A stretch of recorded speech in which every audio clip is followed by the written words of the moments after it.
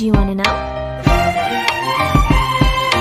Well, I've been thinking about you, and I think I have to listen, because the sun is up, it's a beautiful day. My beginning will be as bright as the sun. Come, won't you come along? And it feels so bright, it's like luck is raining on me. Go and follow your heart, doesn't matter how far. There is so much love to give, something's telling me this time. Baby, baby, now I know. Baby, baby, gotta go. There is so much love to give, something's telling me it's right. When you came to me, oh I knew it's you, yeah, boy. The one to show me now and forever. No, you'll never be alone again. All day, oh yeah, all day. Please stay in my arms, boy. The one to show me if we're together. It don't matter if it rains. All day, oh yeah, all day. As long as you're in my arms, boy. It's you and me on this beautiful day, and it's smiling, holding on to your tight. I guess our hearts cannot lie, and it feels so bright. It's like your love has gotten to me. Go and follow your heart, doesn't matter how far. I can see it now, it's deep in your eyes. No way to define what we feel inside. Baby, baby, now I know. Baby, baby, gotta go. There is so much love to give, something's telling me it's right. When you came to me, oh I knew it's you, yeah, boy. The one to show me now and forever. No, you'll never be alone again. All day, oh yeah, all day. Please stay in my arms, boy. The one to show me if we're together. It don't matter if it rains. All day, oh yeah, all day. As long as you're in my arms, boy. Don't worry of tomorrow, for now you're everything in my day. I love the way you like a song, you know my heart. Cause you know me, know my heart. You're everything in my day. I love the way you know my heart. Yeah, alright. The one to show me now and forever. No, you'll never be alone again. All day, oh yeah, all day. I can let you know that you're my boy. The one to show me if we're together. It don't matter if it rains. I will love you every day. As long as you're in my arms, boy. The one to show me now and forever. No, you'll never be alone again. All day, oh yeah, all day. Please stay in my arms, boy. The one to show me if we're together. It don't matter if it rains. All day, oh yeah, all day. As long as you're in my arms, boy.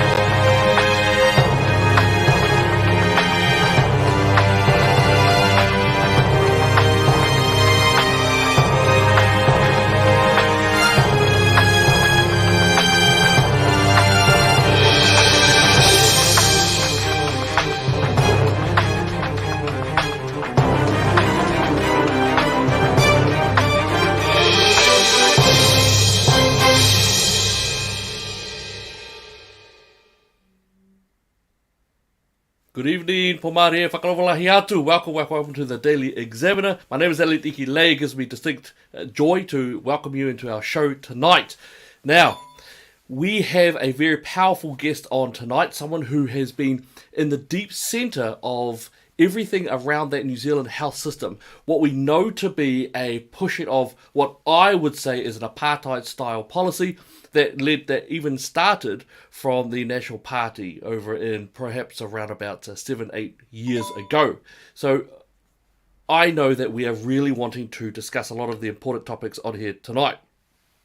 Now, when we got this particular guest, I loved it because this person is someone who I actually respect a great deal.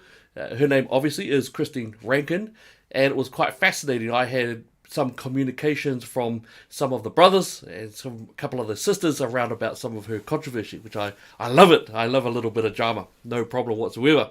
And then as I was thinking, I was actually sitting there going, actually, I want to set the record straight on a couple of things, only because it is difficult in order to hear the words from someone if we have filters going on outside of that. So I thought that was really, really important to engage in first. Because I'm not conducting this, so I'm going to be gapping out real soon. I'm going to be one of the audience. I'll be watching in. I might even throw in a couple of questions myself. So I'm really, really focused on things. Just a quick one. Kia ora, Carol. Good evening. Good to see you in there. Really good. Mieko. Very good. Really great to see a lot of you guys already starting to engage in some discourse. Wonderful, wonderful. Anyway, tonight's special guest is Christine Rankin. And she comes with some baggage, apparently. And I found it fascinating. And I heard from some of the guys, oh my gosh, isn't she the person who stole money or something like that? All that sort of stuff. And I thought, wait, what the? And then I thought, well, hang on. Where did you hear that from? One News. I think the equivalent of TV3, if that was around at that point. New Zealand Herald. And I couldn't help but feel, wow, because according to those mainstream media articles, if you were at the freedom marches, you were a white supremacist, you were a misogynist, you were hateful against very different type of people, absolute nut job, conspiracy theories, yada, yada, yada. We know we've heard all of it already. Kia ora to everyone who's jumping in there and saying hi, excellent sort of stuff. Now, what I wanted to do, because I love this sort of stuff. I love the fact that right now, in this current age, we are exposing the absolute, not just fake news, but the active deception of those who are on the progressive left. And the Labour Party seems to be right in there. So I want you to know this. I met Christine, I think it was about 2014. I believe it was 2014, 2013. That's when I met Christine. And I was immediately very impressed with her. She is someone who has a lot of mana. And she's very strong. Really enjoyed it. She was wonderful to work alongside, and what she said was just wonderful at every stage. Yeah, she was strong, forthright, just loved it. Yes, Ginny, long with the big hoop earrings. I always loved the earrings personally, but guess it was a taste thing. I don't know if she's got them on, but I think it'd be cool if she does. But that's fine. Anyway, what I wanted to do was to go over. I don't want you to agree with me that she's an absolutely awesome person, that she's strong, and we desperately need to hear what she has to say. I want you to listen to the words of New Zealand's greatest investigative journalist, a man who has been able to uncover a lot of things. He uncovered the sexual ideologies coming to the country before even our team had done so. He also was able to uncover the elements and the protection purposes of vitamin D before everyone else was. He was able to engage in all of these things. He backs his study. He's highly empirical. So I want to read this, and this is from something called Absolute Power. This is Ian Wishart. Ian Wishart is New Zealand's greatest investigative journalist. He backtracks everything. He footnotes everything. Everything is empirically gained. And I want to read this to you. All right, this is a very important thing to read. When Clark, as in Helen Clark, when Clark kicked off her 1999 election campaign, she told voters that Labour would clean up what she claimed was a massive wastage of public money by government departments. Soon after Labour's victory, the New Zealand Herald published a hit list of public servants rumoured for the chop. As we've seen, Police Commissioner Peter Doon was on that list. So too was a tall, leggy blonde named Christine Rankin. Rankin's was a rags to rich girl from the wrong side of the tracks made good story. A former welfare beneficiary who'd risen above her circumstance to end up running Work and Income New Zealand. As a former client, she knew the need for welfare firsthand. As the chief executive of WINS, she knew the need for strong stewardship of its multi-billion-dollar budget and a return on the taxpayer's investment. Her sin was her flamboyance. 46-year-old Rankin was tough, but known for her large earrings and penchant for corporate miniskirt. She had hit the headlines in 1999 for chartering an Ansett whispered jet to ferry staff to a team-building conference in Taupo. According to some reports that received wide mainstream media coverage, Rankin appeared at the conference in a glitzy promotional video wearing a silver spacesuit. That's what was pushed across the country. That was shoved down the throat of every New Zealander, and it was interesting how much it aligned with Helen Clark's narrative. The truth was a little more down to earth, as one news website, WYSIWYG News, reported at the time. This is what and I believe that they were an independent website, an independent news media, if I remember correctly. The latest allegations of lavish spending by WINS have fallen flat on their face. An anonymous manager today went public claiming the video presentation at an April conference was a glitzy one, featuring WINS boss Christine Rankin in a silver suit, associating with yachting notary Sir Peter Blake. But our political staff have seen the video and says it has a shoestring budget. The scenes featuring Sir Peter Blake were taken from a commercially available video. The tape then cuts to a home video quality shot of Christine Rankin wearing one of her own coats, being escorted down a pier by two co-workers dressed in orange civil defence overalls. What wasn't down to earth, however, was the price WINS paid for its charter flights, $165,000. The boss of WINS has admitted to authorising part of the expenditure for the hire of jets to ferry staff to a conference in Taupo, reported the website. Chrissy Rankin says she was misled by a staff member as she signed off on the travel costs, which totaled $165,000. And she says that this is all she has to say on the matter while the investigation is into its continuance.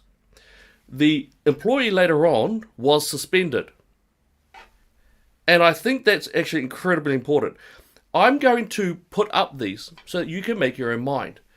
But I can tell you, if you've got New Zealand's greatest investigative journalist telling you that this person was used by Helen Clark as a bit of a tool, and I'm telling you that from my own experience, Christine Rankin is a powerful voice and one who is steadfast and has integrity in every level, then you need to make up your mind as to whether you believe the mainstream media or those of us who are in those other communities. I think it's really awesome and I love it. So chuck in all of your comments down there. We love it all. Good, bad, ugly, pretty, everything. All right, I'm going to make sure we get this on there. But I can tell you, this lady is desperately who we need to know. I want you to, if you can, ask as many questions as you can. Listen to as much as you're able to, because the fact is that we are now in the most unprecedented time of racial division than we've ever had in our history, including every one of the issues that we had during the Treaty of Waitangi. I can't wait to listen to her. In the meantime, I'm going to bring up our panel host for tonight. That is Mel Taylor. So to all of you, good evening. God bless. Can't wait to hear from you. Hi everyone, thanks so much for tuning in tonight. Just going to have an informative discussion, hopefully give you some information if you don't already know what's going on, but I'd really like to welcome our special guest, Christine Rankin.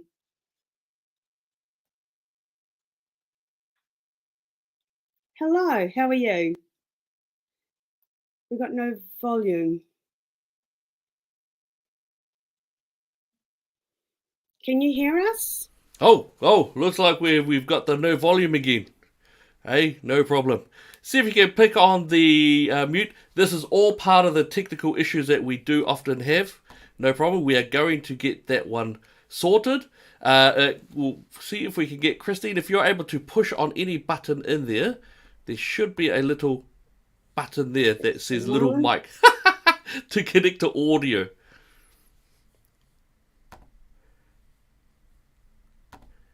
All right. Can you What hear I us might now? do is I might get a Mel just to give a call and see if she can work out that issue, and then I might just grab on and have a little chat for a little while. How does that sound? Good. All right. All right. Okay. So while we get that sorted, while we get those issues sorted, it's really good. As you know, we've got a lot of trouble that we've got now in terms of Friday. It is now split down the guts. 20 DHBs have now been taken out. It's quite extraordinary how my children are now more valuable than your children. If you happen to not contain Māori blood, my children are worth more than yours. And that is absolutely despicable. That is wrong. We should be treating everyone based off their need, not their skin colour, not their whakapapa. That is absolutely unacceptable in order to engage in that. So yes, absolutely. Sue Stewart has said, yep, heard her say hello. That's excellento. Very, very good. It's time they stop genocide jab mandates on all healthcare workers. The whole system has been devastated. Absolutely right, but definitely some sort of issues there. I wouldn't say that it's genocidal at this stage, but definitely the mandates are hurting our people. You may or may not have heard that the narrative that's going on from mainstream media at the moment really is pushing this idea of red light, red light, red light. So it's very possible that the government is basically massaging the message into us, and I think that's going to be highly problematic. All right. Liao Tilsey there. Elliot, you're good at pushing buttons. Can't believe it. Very interesting. Hello. Hello. I can hear you. I don't know what you said leading up to it, but I can hear you now. Oh, great.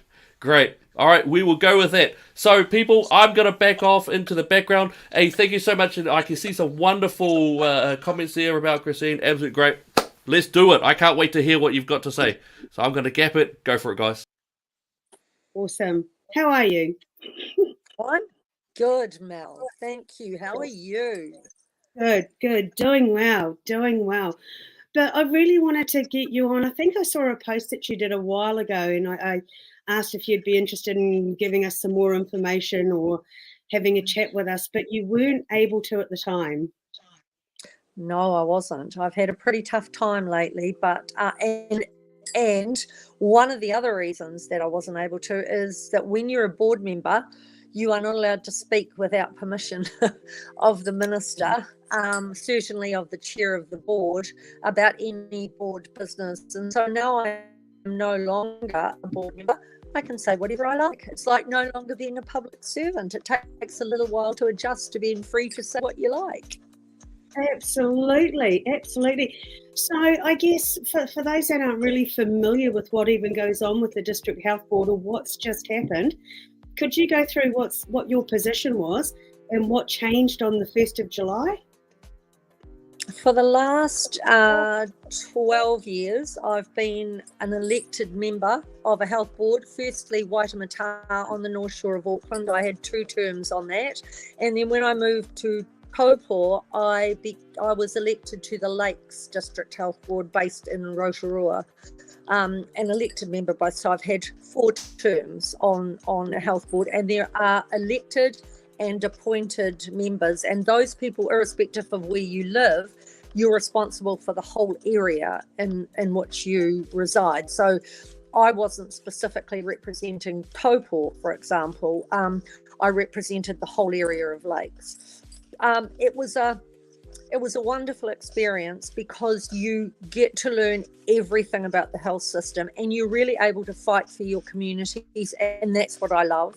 That's what I'm made or meant to do, I believe. So I loved particularly what I could achieve here at Lakes. I've driven a lot of the things that have happened at Taupo Hospital, and I'm really proud of that. Awesome.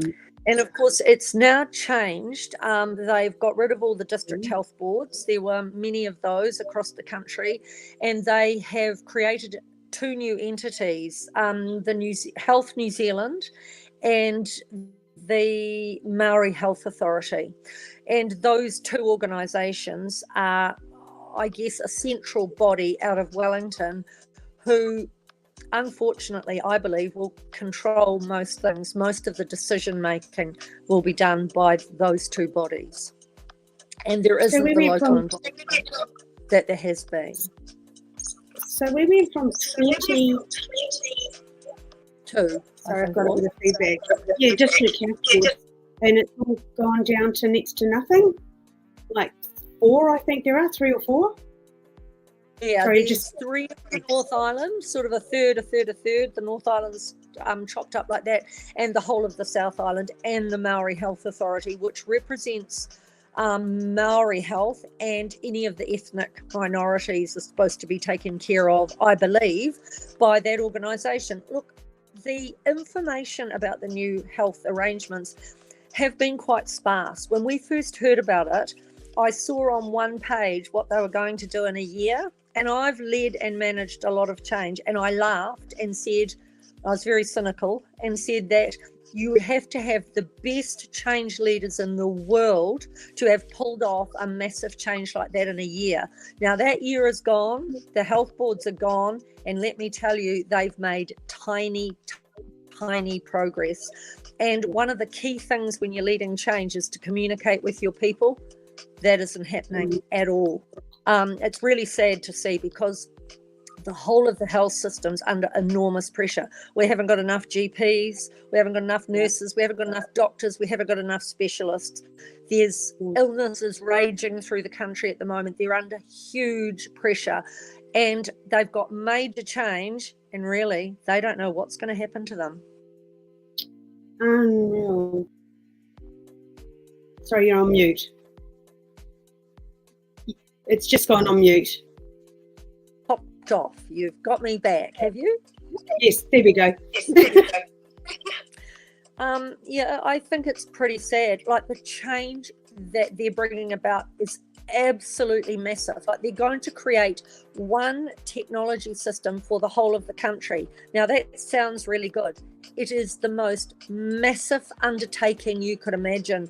And in the past, whenever government or quasi-government organisations have done big technology changes, they've failed. So they're asking a massive amount to try and pull this off in a relatively short time. And unless they have a technology system that works for the whole of the country, this new system won't work. So what happens to everyone that over you just lost your position? Yep. And that's all around the country? Yeah, our jobs have gone, and like they say that it'll be organised locally. What they do will be organised locally. How are they going to do that? They've never explained what they're going to do or how they're going to do it. And believe me, when you're an elected board member, you learn everything about the health system. You're involved every week of every month, and you know it inside out and upside down by the time you've been there a few months. How do you go and get people in the community involved on what? One topic, one issue that's going to be there? How are you going to set people up? How are you going to give them the information they need to be able to contribute properly? I am really, really worried about this. This government has got a fixation on centralising everything. That's what Three Waters is about. That's what local government reform is about. And if New Zealanders are not worried about that, they should be very, very worried. The worst thing that could happen to us is for everything to be decided in Wellington, for the power and control to be in Wellington. Look at COVID. You know, I always used to say in my welfare days at Work and Income and Income Support, you know, you'd have policymakers, and they'd be people who'd lived privileged lives, who'd had great educations, they'd never gone without anything, they'd never suffered in any way. They made policy recommendations and decisions for the rest of the country. That's what's going to happen now. So it sounds good. When you read about the new authority, it sounds great. You know, more services to the elderly, better services to Maori and ethnic minorities, better primary care. Really, we haven't got enough doctors to fill the desperate need that's out there at the moment. You can't get to see your GP. It takes weeks and weeks and weeks for a standard appointment, and they're going to improve it with the new system. We've got a long, long way to go before you see this. It does really worry me. So who gets elected now? How do they go about deciding who's on those boards? Because That they're appointed. And can I tell you, in my last term, I worked with a group of appointees who were mostly Maori and who fought for what they believed was right. But usually the appointees never cause any trouble, because if they do, their jobs are gone. So if you're elected, you will protect and fight for your people to the bitter end, because that's your job, and you're probably not going to get elected again if you don't do it. If you're appointed, you are there at the will of the minister. And if you are naughty, as I would be, you won't be there for the following term. So all the boards are elected. They are appointed. They are not elected. There are only 2 boards, and they are appointed. so how many out of Taupo, out of the area that you were with, how many of those people have been suspended? Well, there were, I can't remember how many were on our board. I think elected members, there were about 8 elected members and 8 appointed members. Those numbers might be wrong. I'm trying to think around the room now. But yeah, I think for the whole of Lakes, I was the only Taupo representative, but the people of Taupo got to vote for the whole board, the whole elected board. Remember that the other half of the board was appointed by the minister. Okay, so there's no accountability now. There's really not the elected people No held accountable. Not to the community, no accountability to the community at all. It'll be like a government, I suppose. You'll look and see how it goes during the next, well, we've only got 18 months to an election, and I think we're going to be in a big mess in 18 months. So I'm really worried this is going to be a disaster, and I hope they prove that I am wrong. But I've had a lot of experience in change and development, and I know what has to be done, and I can't see it there at all. You can't not communicate with thousands and thousands and thousands of people and think they're just going to get on with their job every day, because the jobs they're doing and the issues they're facing are enormous. Big time. And like you said, there's a massive crisis around the country. People can't see their normal GP. Gone are the days when you had a local doctor. I think I heard in Tokoroa that they don't even have one.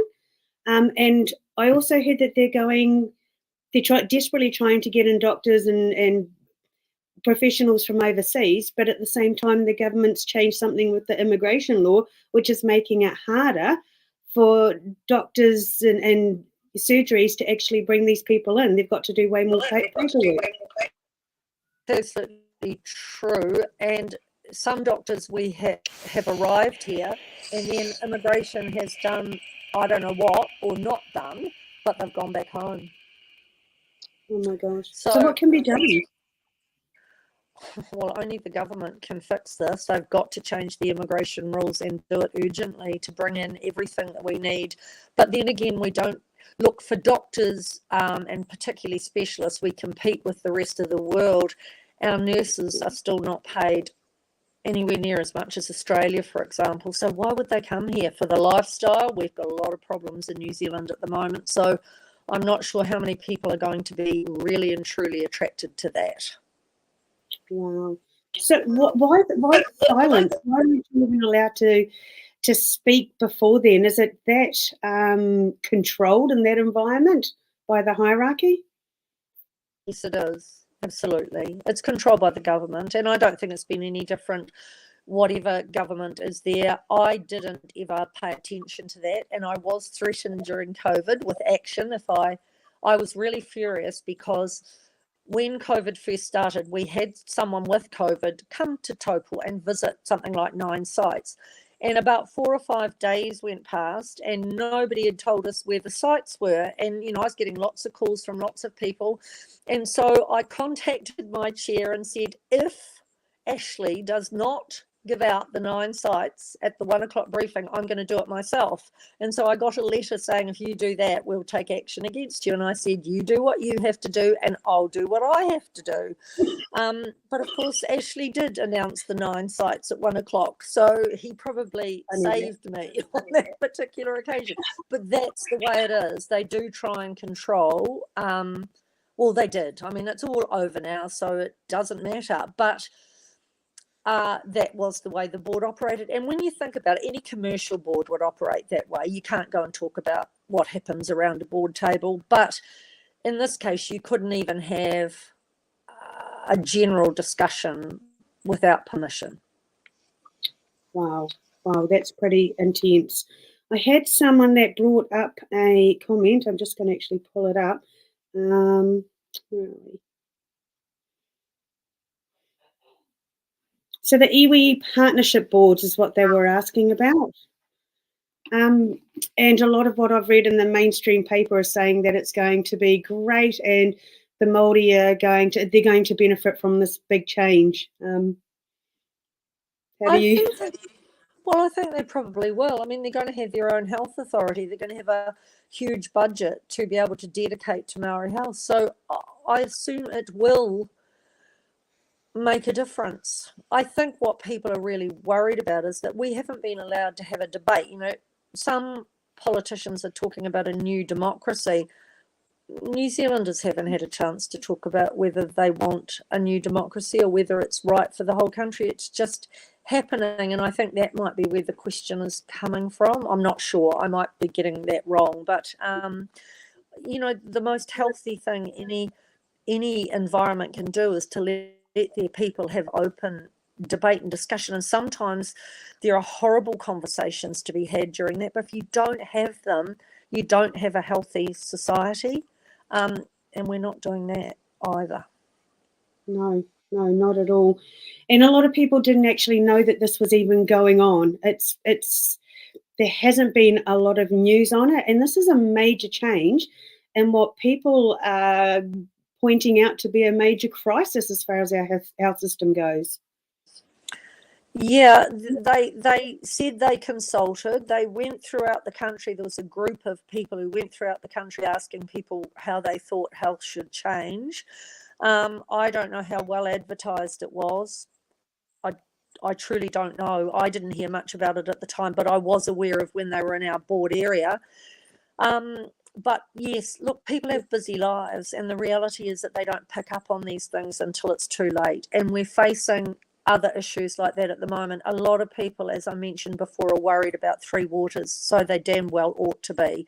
But there's only a portion of people who are actually responding because, look, your life is full of all the things that you do and you hear it in the background, but you don't necessarily investigate it or take any notice of what's happening. And it's going to have a huge effect on the bills you receive every year, for example, from your local authority. You won't just get a rates bill, you'll get a big water bill as well.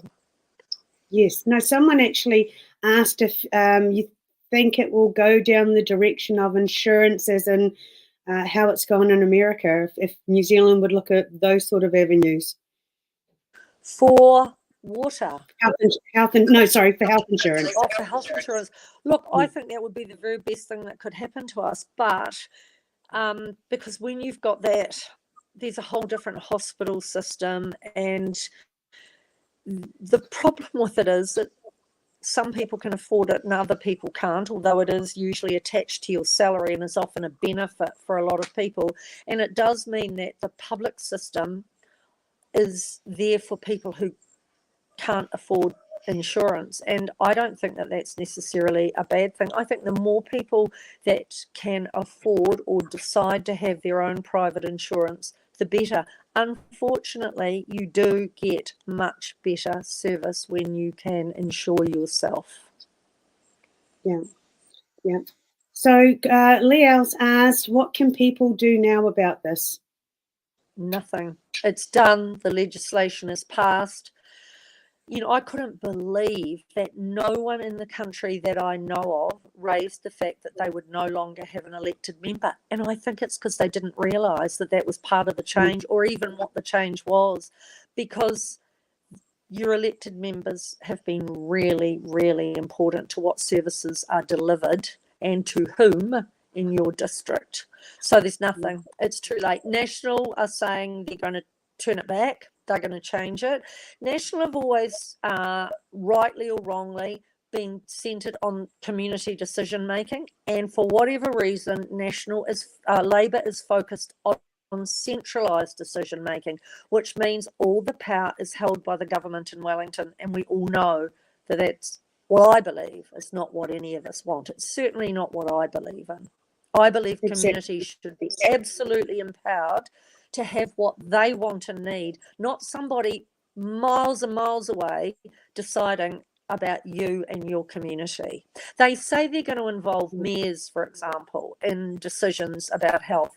Well, what a ridiculous thing that is. You've got to know your stuff and you've got to be involved in it to help make those decisions, not someone who pops in once a month. It won't. I don't believe that works.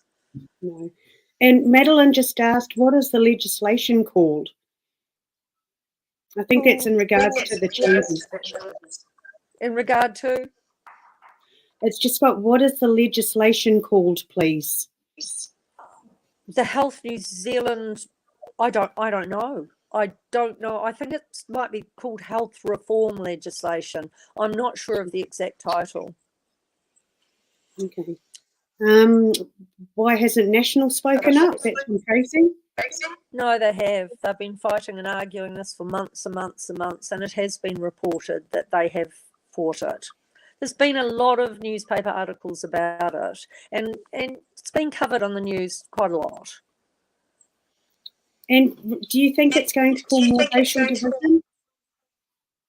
Well, I think that's what the country's worried about. I said before, we're changing, or some people are claiming that it's time to change. I don't know that New Zealand as a whole feels like that at all. And as I said before, they've had no chance to contribute to that debate. So, yes, it may well. And that's because we're not allowed to talk about it. And if you don't talk about it, then we can't learn all the things that are involved. It's impossible to do. And there's a big portion of the country who are scared if they say anything based on that, they're going to be labelled. And those labels are pretty horrible, and that's how they control the debate and the discussion. Unreal. It's a pretty scary times out there. Yes, and our country feels like it's in a mess. And I think it is. Whether you're going to the supermarket or putting petrol in your car, or trying to see a doctor or get an operation done at the moment. I don't know who watched the news tonight, but a lot of it was focused around doctors and specialists being desperate because they can't do operations. They can't do anything. The health system is under such pressure that what they've planned to do, they can't do. They're dealing with the massive amount of respiratory illness that's in New Zealand at the moment. So the things that they plan to do are being cancelled, and people who need pretty urgent care, yes, they're prioritised, but they're not getting the service they got a year ago or 2 years ago. And this government did promise a lot about health. Exactly. Albert's asked, do you believe this is institutional racism? I don't know. I don't know how to label it, really. I don't know that it's...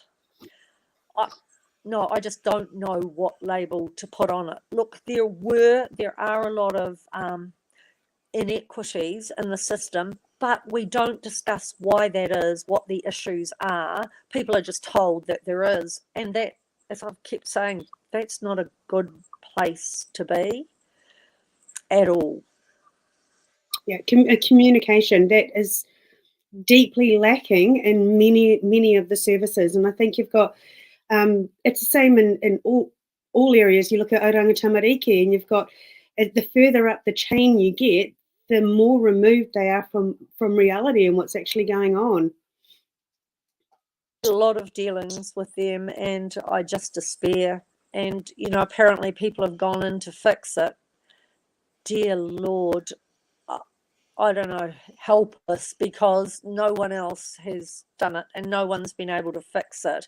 It gets worse and worse. And I've had experience with children here who are being taken out of wonderful homes where they've had their first chance ever to make it in life, and they're being plucked out because they're not with their ethnic grouping. And I think those babies are going to pay the price for that in years to come. We've just become so crazy about being politically correct all the time that we're sacrificing little people to an awful outcome, and that really frightens me too. A lot of things frighten me in this country at the moment because it feels so out of control to me. That's the one. And that's what we're hearing from a lot of people, is this whole out of control feeling, you know. I recently went to listen to some of the doctors that came and talked to the local community. We're in rural in Northland, and they were saying how even with blood tests, they were told by the government over COVID, because they were so inundated with the PCR testing, that they couldn't order standard blood tests unless they were for emergencies. And that's really scary. Yeah, it is. And, you know, for those medical practitioners of whatever kind to speak out, for them to speak out is a big, big deal, because they risk losing their jobs, because you're not allowed to criticise your employer or tell what's really going on in there. So for them to do that, you can see how desperate they must be, because they do take a risk in talking about it. Heather has just said there needs to be a review about what consultation is and what is acceptable in terms of government for the people rather than the government. Oh, I couldn't agree more. And I don't even know if we just need to change it. I don't think this government is really good at creating groups of people to examine something, and then nothing ever comes out the other end. If we live the way we're supposed to, the true democracy, then what we want would be happening, and I don't think it is anywhere. No. So on a positive note, what for you next? What's your now? I'm going to be standing for the mayoralty in Taupo, and I'm looking really forward to that. I still do quite a bit of coaching, and I've just joined an organisation in Auckland called The Engine, who I'm going to represent with my business coaching from now on. I really do leadership coaching because leadership's my passion and my skill. I'm very, very good at it. I can't say that about everything, but I know that I am very good at that, and I would never have said that once upon a time because I didn't think I was good at anything at all, but I do know that that's my skill, and I love it, and I do know how to do it, and I love sharing that with people because my passion is their success. So coaching is great for me. But yes, the mayoralty, and certainly I'll be standing for council as well. I've become hooked on local government, and the government, of course, is changing local government. Did you know that? Local government reform is the next big change, where they want central control of everything that happens in our districts. People should be getting involved in that. You should be finding out everything about it. And I feel that Taupo is going to end up the little tail on a great big dog. So I'm very worried about that, and I would love to lead the next 3 years, because it needs people who are courageous and who are very smart and switched on to the issues and who are willing to fight, because it's another thing that's going to happen right under our nose, and we won't be aware until, like the health reforms, it's done. And Linda is asking you, we were talking about that before, about three waters. Do you mind going into that a little bit more, giving your point of view, I guess? Well, what the government's going to do is there's going to be, I think, 3 separate organisations with 9,000 employees, 9,000 throughout the country. And they're going to take over control of the water for the whole country. And that will be shared with iwi. So all the decision making, there will be an equal number of iwi representatives on. Look, it's quite a structure. There's a board, and then there's a reference group, and then there's something else. But it'll be shared with iwi, and we have got problems with water in New Zealand, and a lot of councils have not invested the money in infrastructure that they should have. We're quite good here, but we're not perfect. All the government has to do is take the something like $2 billion they're going to invest and make hard and fast rules that every council has to abide by, and then give them the money to do it.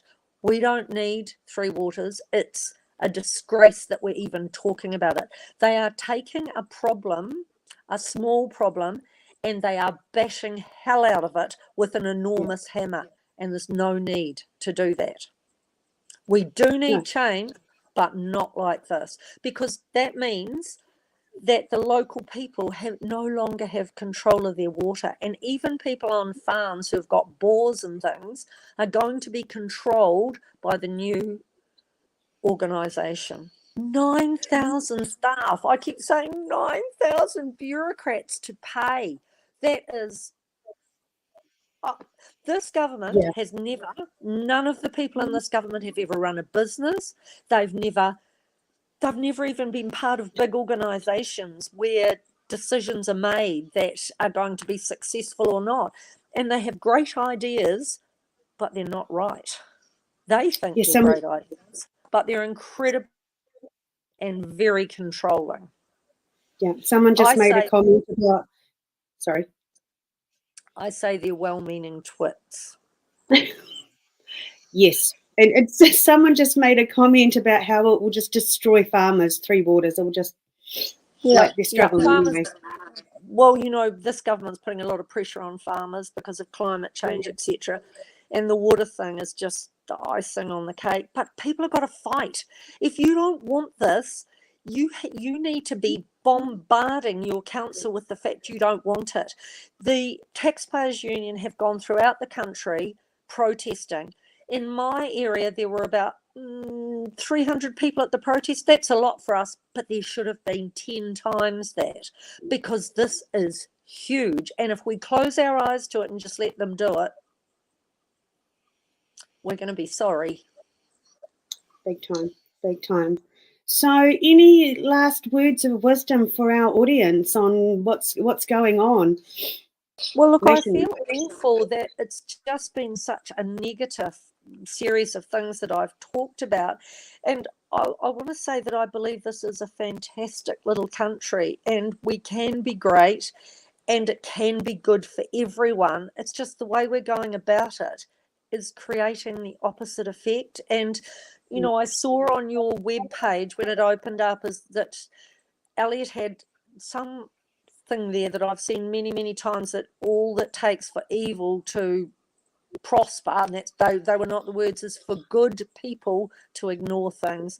And that's what we do. We get on with our lives and think someone else will fix it, someone else will protest, someone else will stop this. No, they won't. Every single one of us has to do that.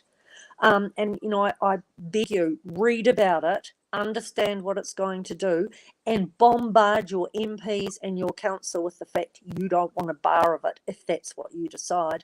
But look, we will move through these things. We just can't, we need to try and stop the damage before it goes much further. Yeah, exactly. Well, I want to thank you so much for joining us tonight, and just wishing all the best in your venture. And you're awesome. Thank you so much. It's been lovely to see you guys again. Yeah, definitely. Bye-bye. Okay.